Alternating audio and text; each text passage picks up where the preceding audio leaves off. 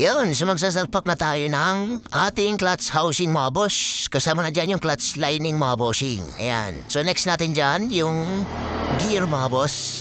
Ayan yung gear. Ayan, kung mahirap ang ngaydiin, pwede mo siyang pukpukin. Nakatulad na yan mga boss. Ayan. Tapos next natin yung kanyang clutch spring. Ayan, yung sa iba, center spring. Tawag dyan mga boss, yung sa iba is clutch spring. Next naman yung takip. Ayan, tapos may mga tornilyo yung mga boss. Ayan, kailangan mga boss yung mga tornilyo, pantay-pantay ang higpit, no? Walang masikip, walang maluwag mga bossing. Ayan, para isang diin lang ng ating clutch mga boss. No? Ayan, so ilagay din natin yung kanyang primary clutch. Ayan, yung balancer.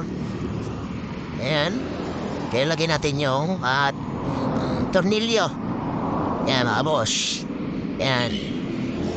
Next naman natin yung kanyang takip mga boss. Yan. So mayroon 3 tornilyo din yan. Yan.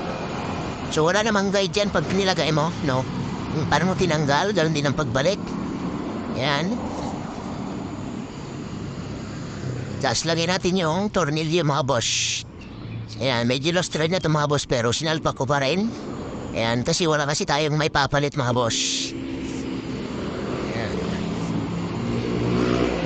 So, ilagay lang natin yung tornilyo mga boss, itong 3.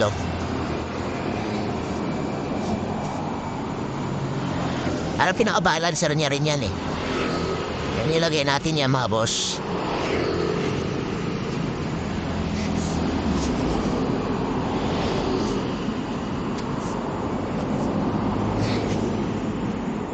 Yan, so, ipitan na natin boss yung mga ano. Pero ano yan, isisinsil ko yan para bumaon. Yan, maya-maya lang ng konti. Yan. No, pinapakita ko dito mga boss, no? Paano magsalpak. No? Paano maglagay, paano mag-assemble. Para may idea naman kayo mga bossing. Sa mga nagdi-DIY dyan, nagbabaklas. No?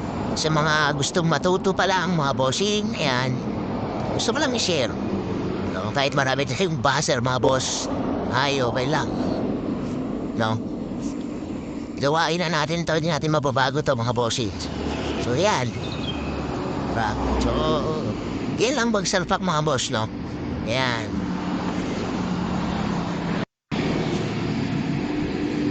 Labayo.